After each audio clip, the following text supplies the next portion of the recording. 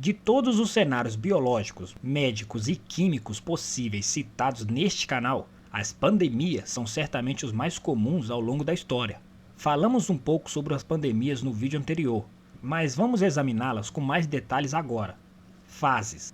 Uma doença pandêmica é aquela que é altamente infecciosa e pode se espalhar pela população em uma grande área, afetando mais pessoas do que uma epidemia. O Centro de Controle de Doenças, o CDC, classificou 6 fases de uma pandemia. Conhecer essas fases e compreender o que elas significam pode salvar sua vida em caso de surto.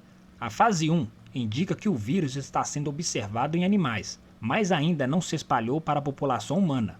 A fase 2 significa que o vírus atingiu os humanos e se tornou oficialmente uma ameaça pandêmica. A fase 3 indica que a doença foi encontrada em pequenos grupos de humanos, mas ainda não se tornou contagiosa entre as pessoas. A fase 4 é o ponto em que a doença é transmitida entre as pessoas e indica um risco aumentado de surto epidêmico.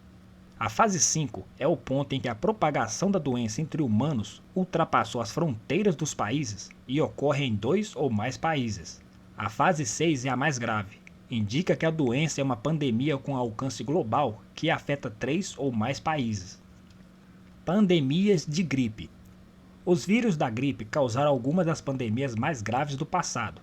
O vírus da gripe é normalmente dividido em 3 categorias diferentes, A, B ou C, sendo a gripe A a que tem maior probabilidade de causar surtos extensos e graves.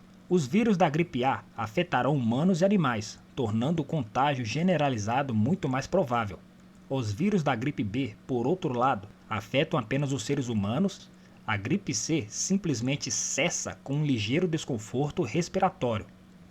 Um vírus influenza A tem maior probabilidade de causar uma pandemia porque os métodos de transmissão atravessam a fronteira das espécies e podem se espalhar entre as pessoas.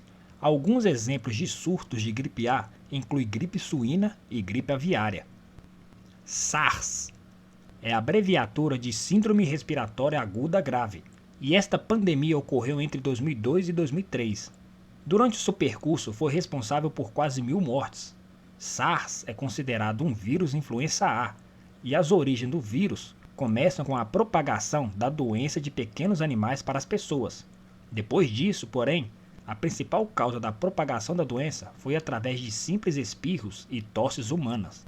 Além disso, o vírus era resistente o suficiente para ser transmitido tocando uma superfície contaminada e depois tocando o nariz, os olhos ou a boca.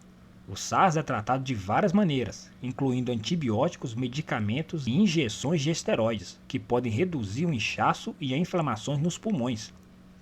HIV e AIDS. Tanto o vírus da imunodeficiência humana, HIV, quanto a síndrome da imunodeficiência adquirida, AIDS, são pandemias de proporções globais. Originalmente, pensava-se que o HIV era o resultado da contaminação por primatas não humanos do Velho Mundo. Entre os humanos, a principal fonte de propagação da doença é através do contato sexual. Embora antes de ser bem compreendido, existiam muitos outros vetores da doença. O transplante de órgãos já foi uma fonte de transmissão do HIV, assim como outras práticas médicas. De acordo com os relatórios mais recentes, cerca de 34 milhões de pessoas em todo o mundo têm HIV. E durante o surto da doença, quase 30 milhões de pessoas morreram devido a complicações da doença. Embora o número de mortes por AIDS tenha diminuído, caindo de 3,1 milhões de mortes em 2001 para 1,8 milhões de mortes em 2010, a AIDS ainda é considerada uma pandemia grave. A morte negra. Embora a palavra pandemia pareça uma ideia moderna, a verdade é que a história está repleta de pandemias. Desde os anos 1500, tem havido em média 3 pandemias por século, embora não sejam de todas iguais em termos de mortalidade, propagação e número de mortos. Um exemplo de pandemia histórica seria a famosa peste negra, conhecida na era moderna como peste bubônica, que teve um número de mortos que normalmente ronda os 25 milhões, embora alguns historiadores considerem um número de mortos muito mais elevado. A doença varreu a Ásia até o Mediterrâneo, e daí seguiu para o norte até a Europa Ocidental. A propagação da doença foi facilitada pela contaminação cruzada com pulgas e roedores. Pode-se dizer que a praga durou 300 anos, com alguns surtos durando anos seguidos em certos lugares.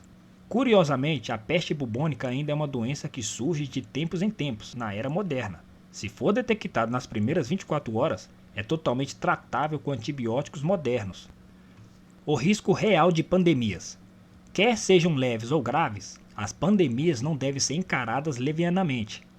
Com as viagens internacionais sendo tão predominantes, os vírus podem cruzar fronteiras e percorrer grandes distâncias com mais facilidade do que nunca.